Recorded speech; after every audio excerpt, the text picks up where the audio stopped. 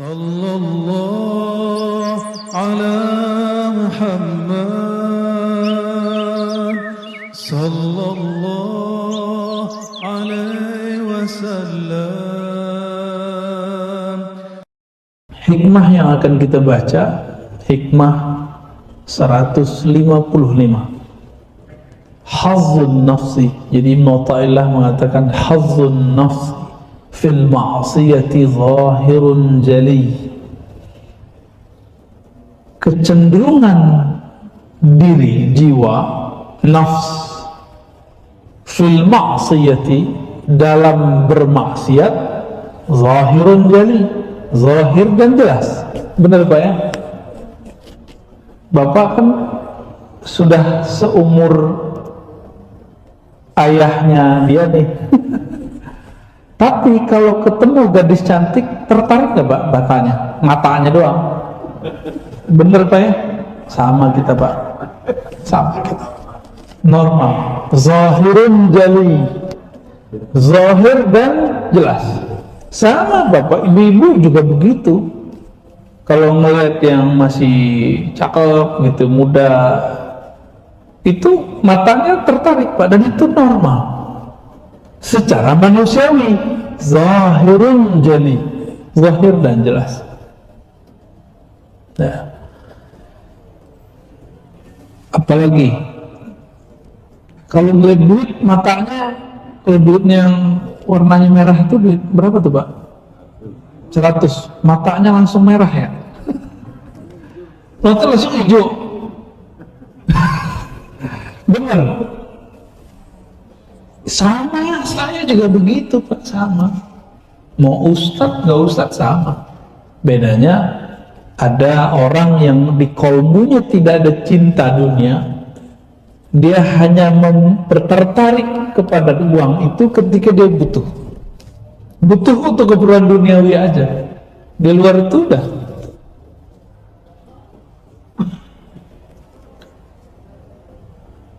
biasa ya. Apalagi maksiat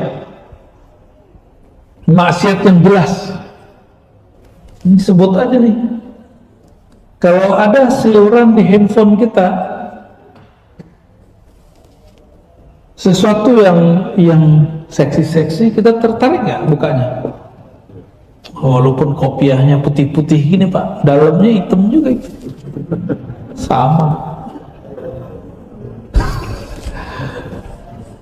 Sama semua. Bapak jangan kira nafsu saya lebih lemah dari Bapak, nafsu saya lebih besar. Kayaknya saya lebih muda. Terus apa lagi? Kami ketika belajar agama, itu imajinasi ketika masuk ke ayat-ayat tertentu, itu harus kuat. Khayalinya harus kuat. Imajinasinya harus kuat. Ketika membaca ayat-ayat surga neraka, kita meresapi itu. Maka saya ini penghayal hebat Pak, jangan dikira. Jadi saya kalau melihat seseorang, baik laki perempuan, itu macam-macam kebayang bagasi di belakangnya itu. Jadi hati-hati ketemu saya Pak. Mulai dari yang baik-baik sampai yang jorok-jorok itu kebayang di kepala saya nih Pak. Itu di atas normal itu. Dan itu jen berat bagi saya itu. Jen berat sekali bagi saya. Ya, tapi itu normal ya. Semua orang begitu. Maka jangan dikira orang berkopiah, bergamis, bersarung ini aman dari syahwat. Enggak. Justru jelas kecenderungannya. Nggak lihat, pura-pura lihat. Ya. Maka kita jujur saja ke dalam diri. Ya Allah, aku ini pemaksiat. Aku ini banyak maksiat. Nanti Allah jawab Pak di akhirat. Allah nanya, hadis sahih ini ada di Sahih Bukhari, Kitab Tauhid. Wahai hambaku, kamu kan yang dulu dosa ini. Jawab aja Pak, kalau sudah biasa istighfar dari sekarang, nanti kita ngaku di sana. Iya ya Allah, lidahnya ikut ngaku. Tapi kalau sekarang sudah biasa menolak, enggak, saya nggak maksiat kok. Nanti di sana kita bohong, lidah kita bilang tidak, tapi tangannya bilang iya. Tangannya ngomong, Pak, ya, matanya ngomong iya kok, kamu bohong wahai lidah. Itu gunanya istighfar setiap hari. Supaya apa? Supaya nanti kita bisa jujur di hadapan Allah. Suka orang jujur. Sekarang kita seneng nggak anak kita salah terus jujur? Seneng nggak? Seneng. Kalau dia udah salah dia nggak jujur, mau kita gampar deh, Pak. Ya. Allah nanti nanya, kamu dulu melakukan ini, jam sekian kamu dulu maksiat begini, dulu tahun sekian kamu begini-begini. Semua Allah katakan. Kita cukup mengatakan betul ya Allah, betul ya Allah, na'am ya Rabb, na'am ya Rabb. Apa kata Allah? Al-yawm ghafartu lak. Karena kamu jujur, kamu ngaku. Dulu kamu sudah ngaku di dunia, sekarang kamu pasti juga ngaku di akhirat. Ghafartu lak, aku ampunkan bagimu. Hadis Sahih Bukhari. Maka mulai-mulai Pak, taubat. Taubat itu harus ada penyesalan. Nyesal itu ngaku, ya Allah, saya begini, saya begitu. Udah begitu, Pak, tiap hari. Dosa mata, dosa telinga, dosa lisan, dosa otak yang jorok, dosa nafsu yang bergejolak, semuanya kadukan kepada Allah. Nggak usah kadukan ke orang, nggak usah ceritakan ke orang, ya. Dan nggak usah putus asa. Ada pendosa, ada yang lebih banyak lagi dosanya dari kita. Jadi belum telat. Orang yang udah banyak masuk ke balik, masih kita nggak balik. Kira-kira begitu, ya. Ustadz saya hina, iya, nggak ada orang nggak hina. Semua kita hina. Bahkan kita terbuat dari yang hina, ya. Namun ada satu hal yang bahaya. Kalau maksiat orang biasa Pak ngaku. Sekarang ada yang tersembunyi di dalam taat. Wa hazzuha fi ta'ati batinun khafi. Tetapi kecenderungan jiwa, kecenderungan nafsu diri dalam taat tidak terlihat. Batin tidak terlihat, khafi, tersembunyi, nggak kelihatan. Pakai baju ustaz, ya. Saya kan dulu senang Pak melihat tanah kosong. Sekarang saya lepas semua. Apa nafsunya ngomong, wah enak nih kalau buat pesantren nih. Dulu begitu Pak. Tahu-tahu kita ngobrol sama guru-guru kita, tanya, kamu mau ke pesantren di mana Ar-Razi? Di sono, Syekh Habib. Jauh amat, sini aja lah, kira-kira begitu. Langsung hilang tuh Pak cinta sama tanah itu. Udah, kita tunggu event, kita kemudian mengatakan kepada teman-teman di yayasan, Pak, saya mau mengundurkan diri. Gitu. Hilang minat saya sama tanah. Jadi sama, ustadz sama kontraktor mirip Pak. Kalau kontraktor lihat tanah kosong ingin buat proyek-proyek, sama nggak jauh beda. Bedanya kalau saya ustadz, saya ngomongnya, ayo beramal, kita bangun masjid. Masjidnya buat kita. Ayo beramal, kita bangun pesantren. Tapi pesantrennya memperkaya diri. Belum selesai pesantrennya, lihat lagi tanah di sampingnya. Jamaah, ayo kita bebaskan tanah. Tuh nafsu lagi. Beramal fi sabilillah, yang menyebut nama Allah, ya. Ternyata intinya nafsu dia. Dan itu banyak di setiap tempat, di setiap masa. Apalagi nyebut-nyebut nama Allah, aduh memalukan itu, ya. Kalau mau besarin pesantren, besarin aja sendiri, benerin dulu kalbunya, Benar nggak berjuang untuk Allah atau ingin nafsunya ingin dibesarkan? Kalau pakai nafsu ada selesai-selesainya nggak? Nggak selesai. Maka coba Pak, kalau sesekali jalan ke pesantren-pesantren, ya, udah luas nih pesantrennya, masih pengen diperluas, itu udah pakai nafsu udah. Jadi itu terjadi tidak hanya di kalangan orang-orang yang umum, ya. Itu baru contoh kasus pada diri saya. Ada yang lain, baca Quran, pengen diperhatikan orang, namanya riya. Tapi riya ini beragam. Pernah dulu, nih saya cerita saja Pak, biar orang nggak tersinggung ya. Nih aku cerita ke orang lain, kan nanti orang tersinggung. Ini cerita saya sendiri. Dulu kalau mimpin sholat, saya bagus-bagusin, mirip-miripin sama Syekh Sudais. Serius Pak, serius. Biar apa? Biar makmum yang di belakang itu terasa dia sholat di belakang Syekh Sudais di Masjidil Haram.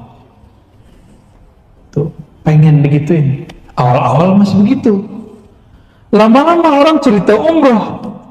Pas pimpin sholat, ke ya Syekh Sudais lagi biar nanti ada yang kangen Mekah, Madinah, kita diajak umroh sama jamaah. Ada Pak bercerita begitu, masuk. Lagi sholat nih. Berarti lagi sholat pun kita nggak aman dari godaan syaitan. Suara dibagus-bagusin, tapi inti di dalamnya apa? Supaya ya, itu saya lupa ya, saya nggak tahu kalau Bapak sama. Ada yang agak alusan dikit, ini agak maju, baca surat Al-Waqiah supaya rezeki lancar. Gimana? Banyak begitu? Rata-rata begitu. Berarti baca waqiahnya bukan karena diperintah Allah. Baca surah waqiahnya bukan karena ingin mendekat kepada yang maha kaya, tapi kita pengen kaya. Nafsu nggak tuh? Tersembunyi nggak? Tersembunyi. Gimana cara benerin itu? Susah benerinnya. Kalau tadi ya, kalau nggak punya guru, maka kiai ini harus punya guru lagi Pak. Ada kiai di atas kiai, ada guru di atas guru, ada syekh di atas syekh, ada mursyid di atas mursyid. Ada hal-hal yang si mursyid ini nggak bisa lagi ngomong, kiai ini udah mentok, dia harus datang ke kiai yang senior. Nanti diobatin tuh kolbunya. Obat kolbu itu kadang cukup pakai ngomong, tapi yang ngomong siapa? Kita lagi sakit, yang ngomong ustadz kurang pas, tapi yang ngomong dokter keterima nggak? Terima. Ya.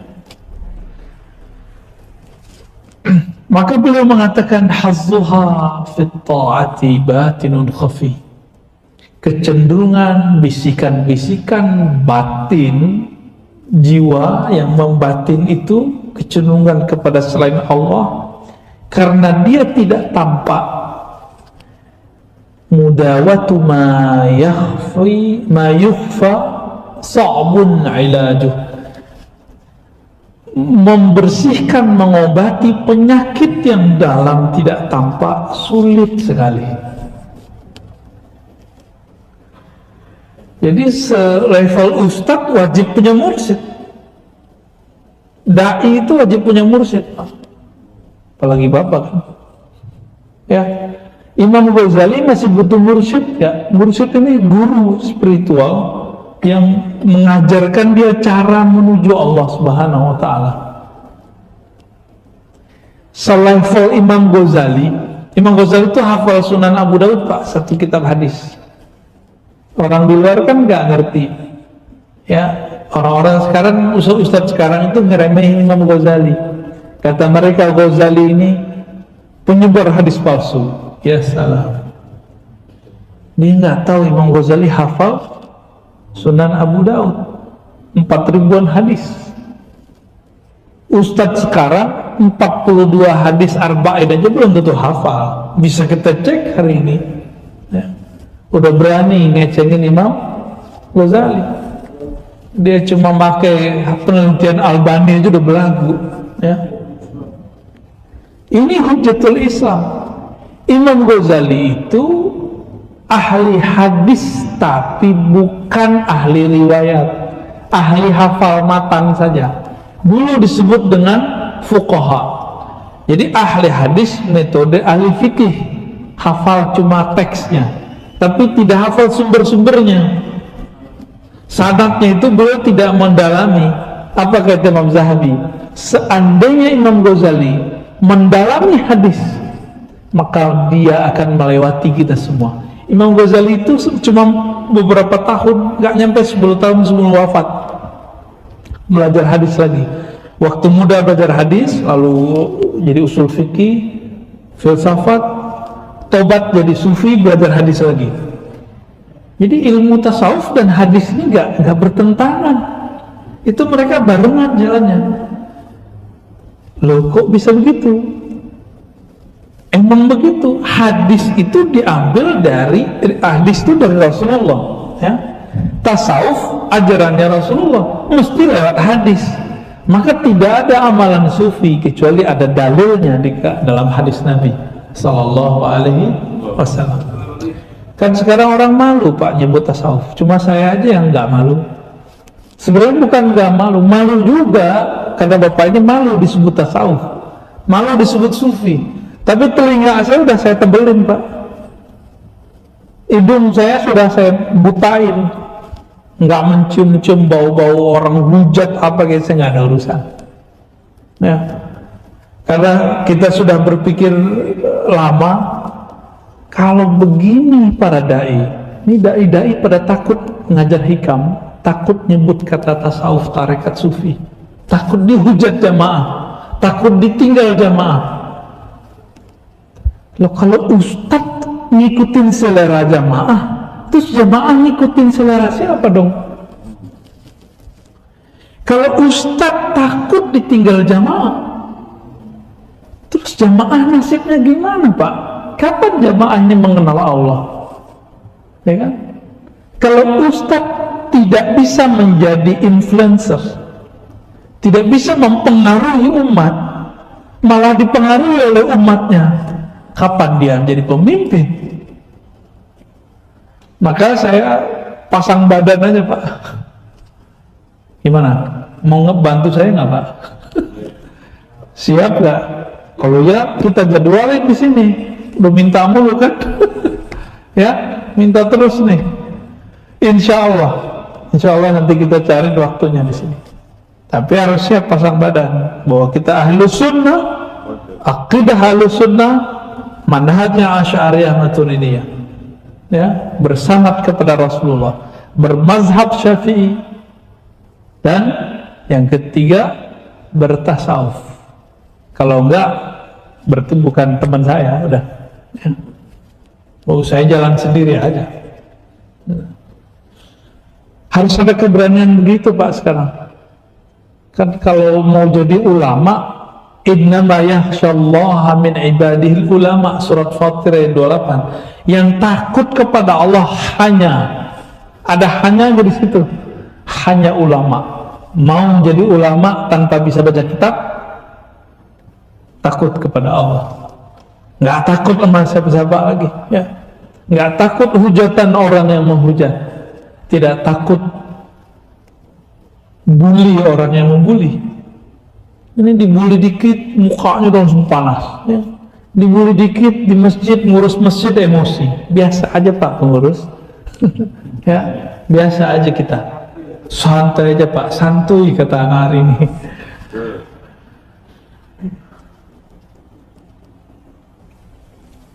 Kita sudah baca tadi satu kalimat. Jadi kalau kita ulang dari depan, nafsu zahir ketika bermaksiat, benar ya? Nafsu itu tampak dalam maksiat, Tapi nafsu ada yang tersembunyi dalam taat. Dan itu bertingkat-tingkat. Kalau ada orang menampakkan nafsunya, gejolak nafsunya dalam maksiat, itu wajar, karena itu nafsu, karena itu maksiat. Tapi nafsu dalam taat ini yang berbahaya. Para sufi, mursyid, syekh, pemimpin suatu tarekat, nafsunya ada, Pak. Nafsunya apa?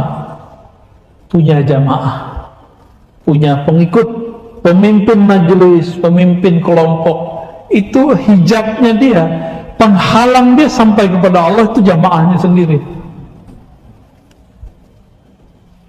Ini kita kasih tahu, ya. Maksud saya apa? Ilmu kan luas. Suatu tarekat ini kan cuma satu metode. Mungkinkah dia menemukan metode zikir yang lebih canggih dari metode zikir yang dia pelajari dulu? Mungkin nggak? Mungkin. Berani nggak dia meninggalkan yang lama, mengambil yang baru? Dia berguru lagi. Ini kebanyakan orang kalau ada jadi mursyid nggak mau berguru. Kalau jadi ustadz udah nggak mau hadir di majelis. Maunya didengerin terus, nggak mau dengerin orang. Bener. Jadi penyakit kami para dai, para guru, menceramai orang suka, tapi nggak suka diceramain orang.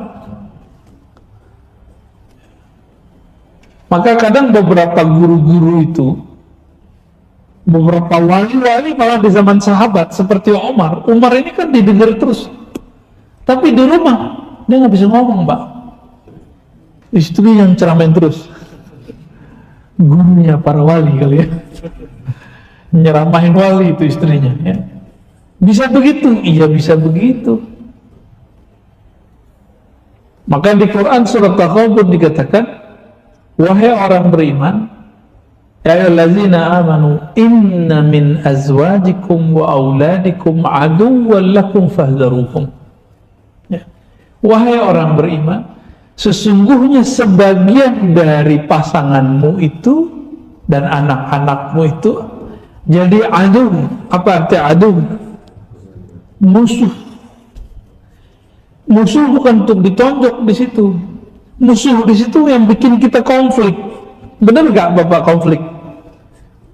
Yang sudah nikah di atas 30 tahun, Bapak udah 30 tahun?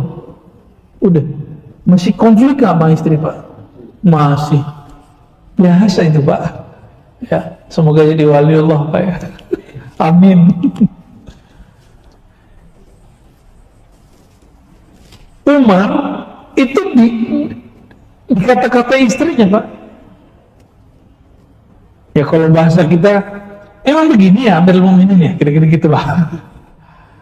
Ya dibiarin aja. Ketika ditanya seseorang, apa jawabannya? Wajar, istriku sudah berkhidmah ngurus anakku, berkhidmah untuk rumahku, dan segala macam disebutkan. Jadi istri itu dia nggak nganggap, dia tidak anggap istrinya nganggur. Ini filosofi Umar. Sibuk ngurusin, ya. Tapi kalau sekarang istri-istri enak, kayak ada pembantu, ya. Enak, alhamdulillah.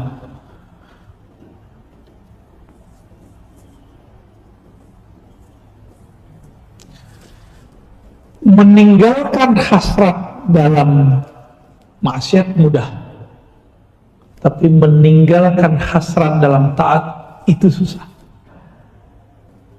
Bapak sholat, nafsu banget saf pertama nih, pakai nafsu enggak? Pakai nafsu, Pak. Sebagian saya lihat ini, mohon maaf ya, bukan jadi juri. Energi kolbu itu kan terasa sama kita. Ada yang kalau ke saf pertama itu pakai nafsu, pakai nafsu.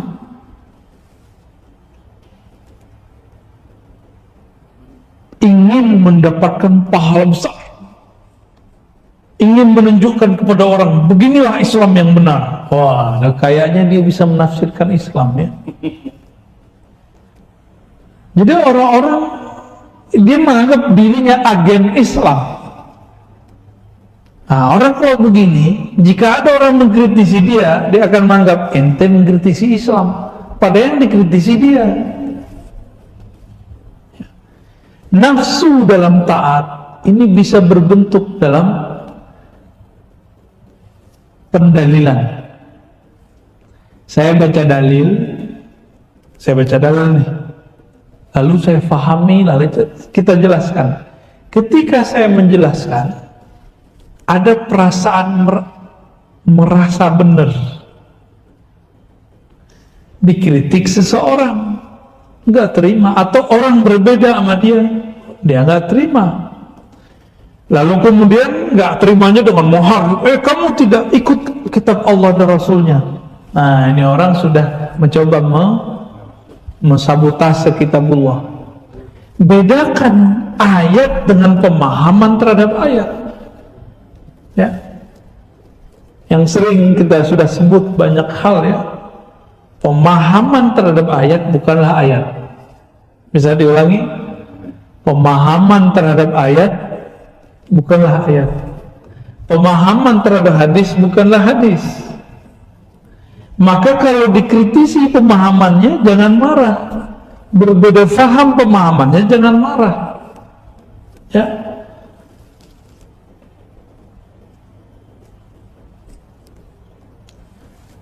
Merasa paling benar, nah ini paling berat nih dalam beragama. Ini musibah umat hari ini, merasa paling benar. Orang merasa benar itu karena dia taat kan, karena dia taat.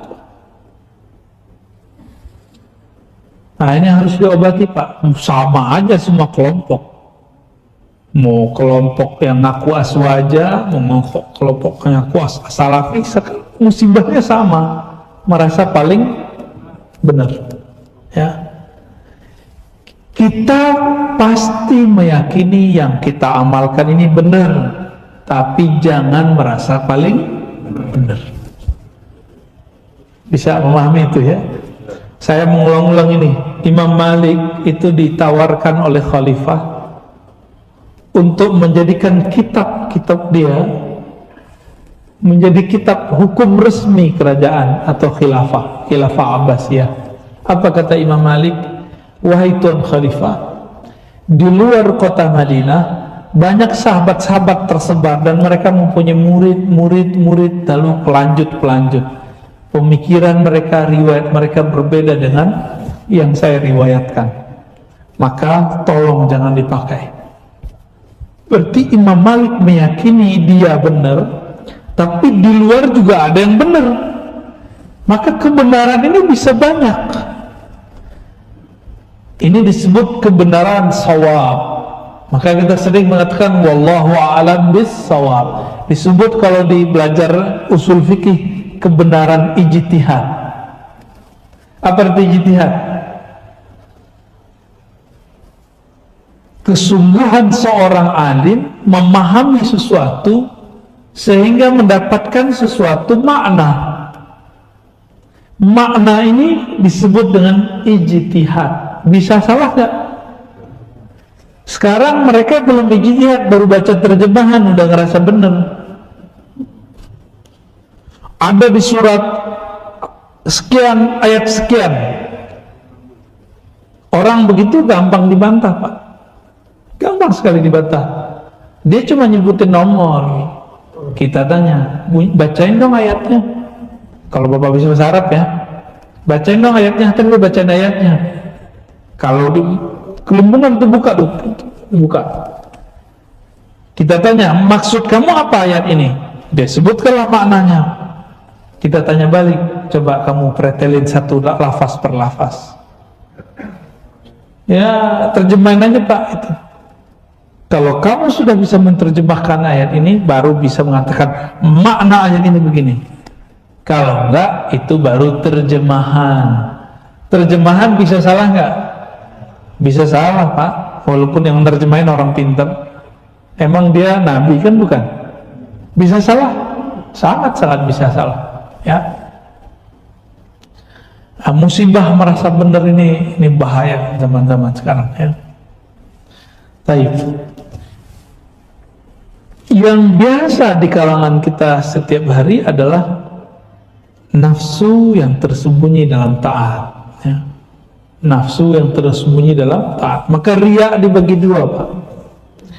Ada riya senang dipuji, itu riyanya standar, suara dibagusin, apalagi kalau sujud tuh dibagus-bagusin, ya. Bacaannya wah udah bener bagus, nggak sujud lama, tapi terbersit di hati biar kelihatan saya ini sujudnya lama. Kalau Bapak terbersit itu baca langsung auzubillah, walaupun di dalam sujud, auzubillah, aku berlindung kepada Allah, lanjutkan zikirnya, zikir bacaannya. Ada yang ketika terbersit begitu, jangan lama-lama, cepet-cepet aja biar nggak disebut khusyuk,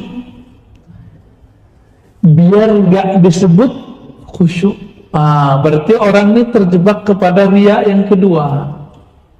Apa riya yang kedua? Takut dicaci. Takut apa? Dicaci. Ini yang paling berat, Pak. Seseorang nanya ke saya, "Tat, ente kenapa ngajar risalah Kusyairiyah? Kenapa ngajar hikam? Kenapa ngajar tasawuf?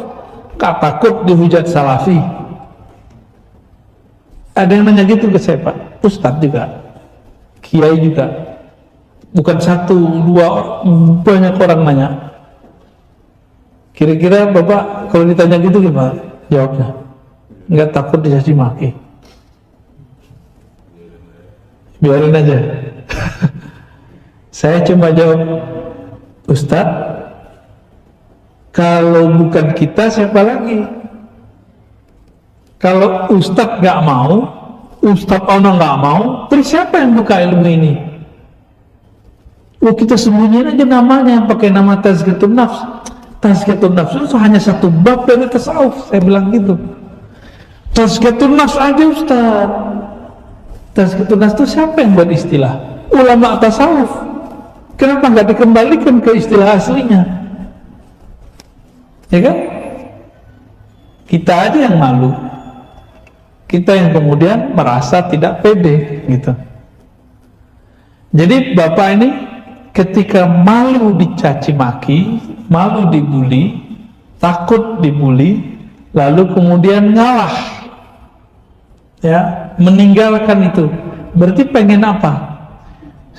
Pengen dipuji sebenarnya. Karena takut disebut zindiq, pengennya disebut apa berarti? Takut disebut zindik mengkaji tasawuf, berarti pengen disebut akidahnya nazifah, akidahnya aqidatus salafus salih, pengen disebut begitu toh? Itu riya enggak? Riya. Afwan Ustaz, antum berjenggot kan? Pernah enggak terbersit supaya disebut Ustaz? Dulu. Tuh, jujur deh Pak, saya suka orang jujur. Sama Ustaz kita. Umur saya kan belum seberapa Pak dibanding beliau. Dulu sering kita nggak dihargai orang kalau datang ke setempat. Gimana biar kelihatan tua dikit gitu, panjangin jenggot deh gitu, biar disebut Ustaz. Berarti takut nggak dihargai, benar nggak? Tapi sebelum itu saya bukan karena itu Ustaz. Saya melihara jenggot supaya disebut salaf.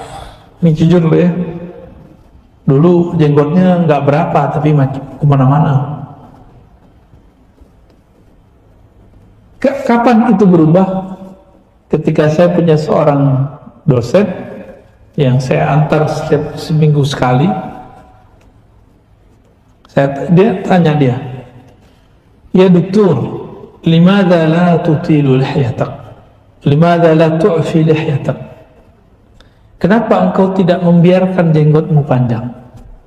Karena engkau mengajar di satu komunitas yang komunitasnya mereka memanjangkan jenggot, enggak takut dicaci maki. Hal la takhafu lawmata la'im, itu kita pakai ayat Quran tuh bahasanya. Dia lihatlah saya, dia pegang paha saya itu, Ar-Razi, saya kalau manyangin jenggot bukan karena ente, bukan karena saya pengen disebut salah, bukan saya pengen disebut ustadz, kiai, syekh, tapi saya memanjangkan jenggot karena mengikuti Rasulullah. Gitu jawabannya. Oh, itu langsung tercabut itu dalam hati saya dulu. Kalau berjenggot biar disebut manhajnya sama dengan yang di seberang sana. Ya dulu begitu. Tapi alhamdulillah Allah kemudian luruskan kalbu. Nah ini masuk ke dalam apa?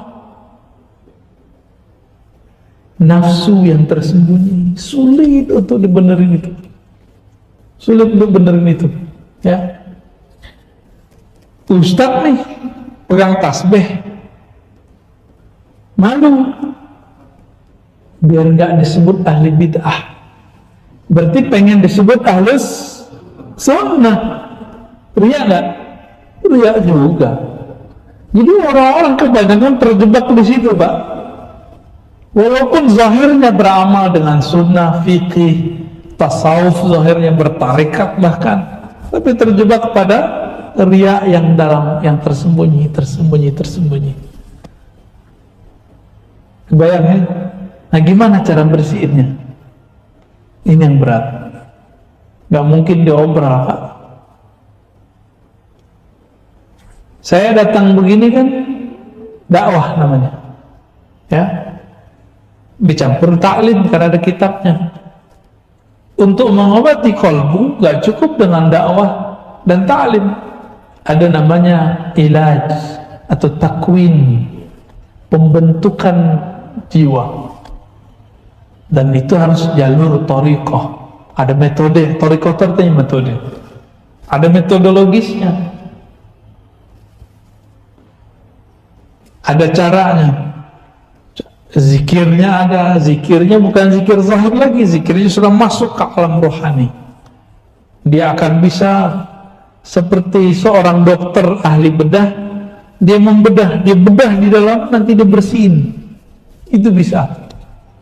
Cuma itu tidak bisa kita bagikan secara umum, ya. Imam Ghazali 10 tahun dia bersihin kalbunya. Di mana dia tinggal? Dia tinggal di menara. Ujian paling berat dia apa? Ketika kitab yang dia pakai diajarkan di masjid tempat dia berkhalwat. Kayak bapak sekarang nih, ada Ibnu Athaillah, bapak nih Ibnu Athaillah, misalnya gitu. Saya ngajar kitab Ibnu Athaillah, tapi saya nggak ngerti siapa yang ngarang. Itu ujian paling berat, Pak. Kitabku diajarkan. Gitu, merasanya tuh girang. Tapi kalau mau girang, ini ilmu dariku atau dari Allah? Kalau ada ilmu kita dapatkan, itu dari kita atau dari Allah? Ya, lebih mulia ilmu atau harta? Oke, kalau bapak bagi-bagi harta, oke, itu lebih mulia nggak dari bagi ilmu? Mana yang lebih tinggi? Maka tolong, walaupun bapak ngasih kita honor, jangan hargai kami dengan honor itu. Ya, saya tersinggung, Pak. Ya, ini ngajinya bertahun-tahun, nggak bisa dibeli ini. Rasa pemahaman yang kita dapat itu nggak bisa dibeli. Maka kita nggak berani juga pasang tarif. Nggak berani kita pasang tarif. Tapi di luar sana ada ustadz berani pasang tarif, ya nggak? Kena pandemi, habis mereka udah. Dan saya masih ingat, ketika ojol disantuni, itu para ustadz-ustadz yang dulu bertarif itu pada demo ke umat, buat komunitas peduli ustadz. Ya, iri dia sama ojol, Pak. Masa kayak gitu kalah sama tukang ojek, kan lucu. Berarti dia nggak ngajarin siapa, apa yang diajarkan selama ini, akidah mana yang diajarkan selama ini. Jadi kadang-kadang dai, ustadz, guru itu udah kayak lilin, nerangi orang dia aja kebakar, tahu-tahu energinya habis. Ini pandemi ini kan ngikat semua ini, kesikat semua.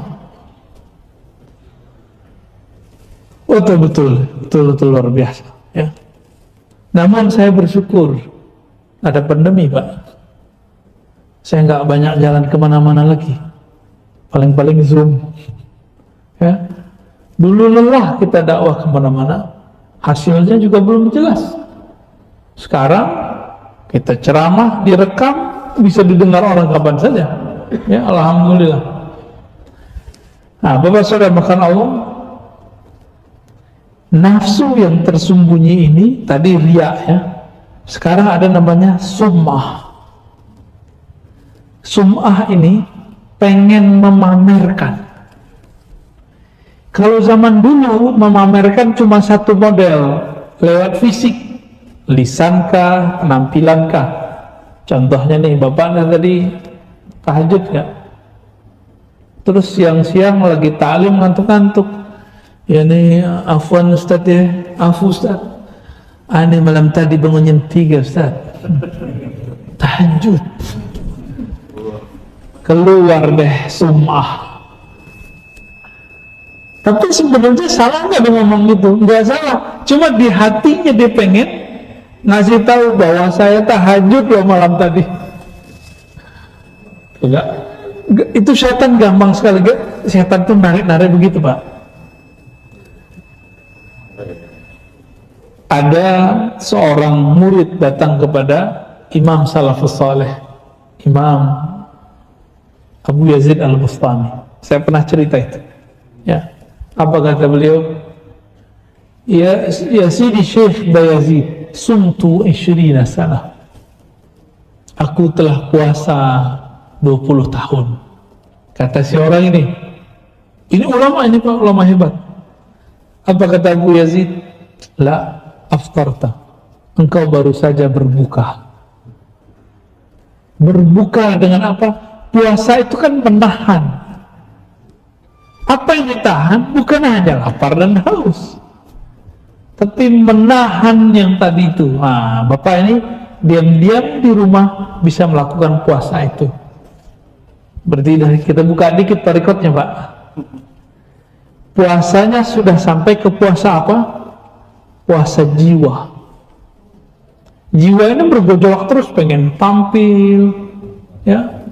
Ini bangun masjid nih, pendirinya atau pengurus awalnya yang berjasa ngurus notaris, sekarang Bapak nggak dengerin dia, nanti dia akan ngomong ke orang lain.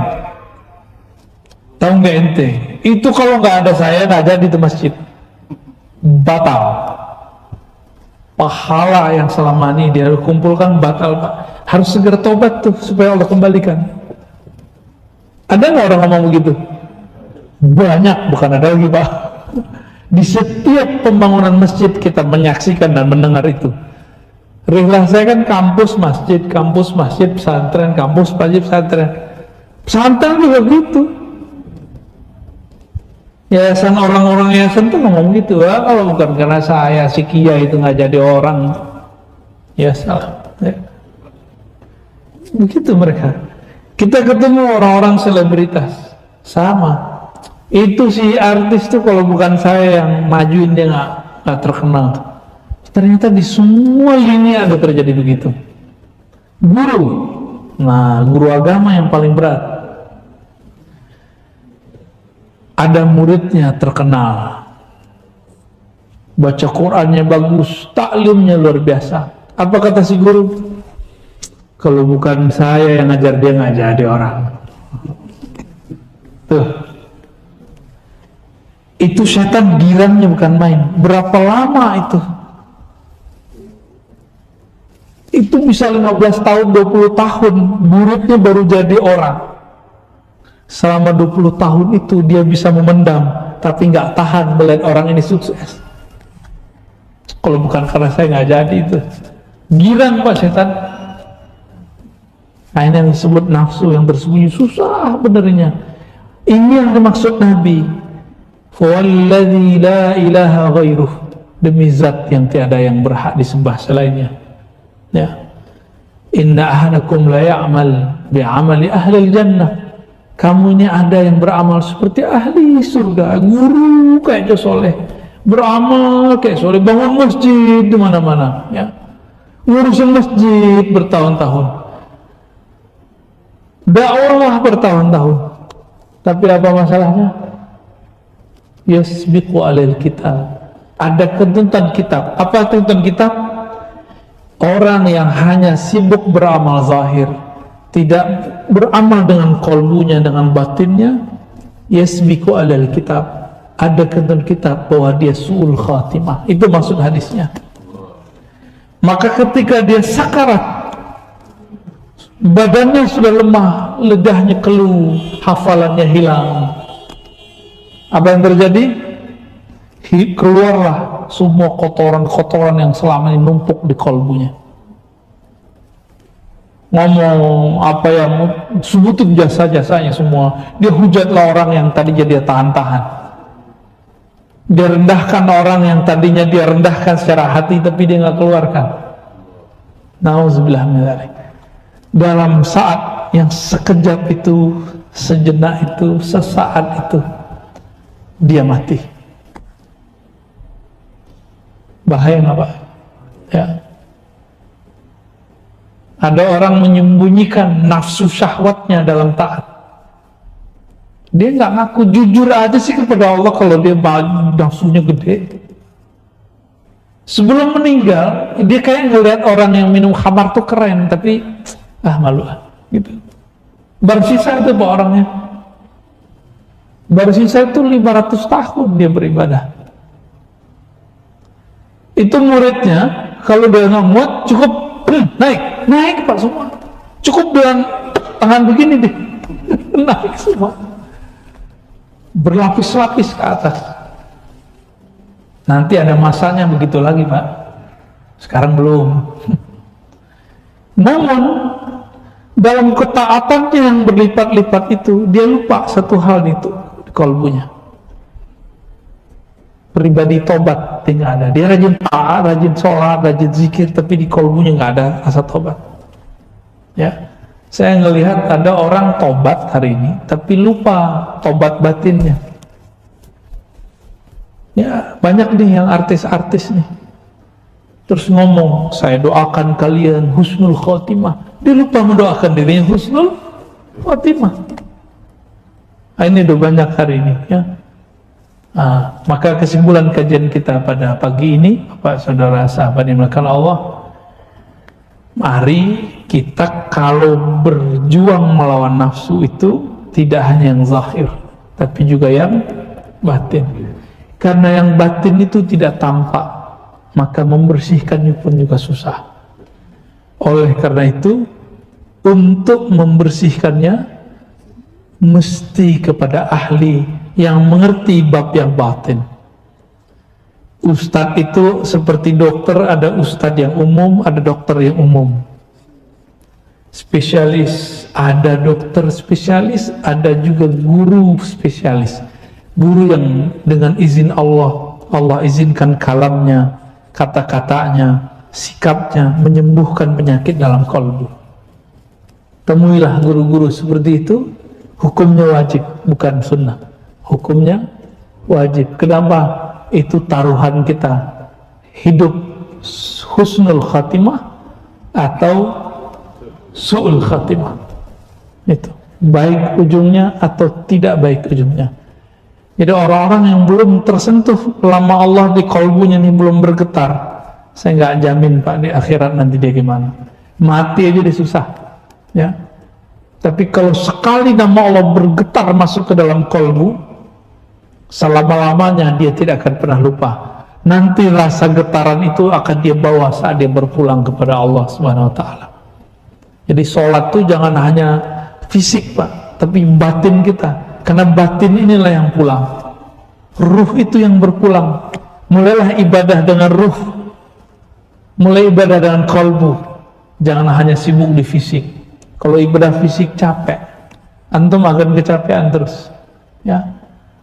Seumuran Bapak nggak usah ngapal banyak-banyak lagi, isi yang dipahami. Tetapi yang masih muda-muda, ayo ngapal, kita ngapal terus. Ya. Baik, kira-kira itu cukup.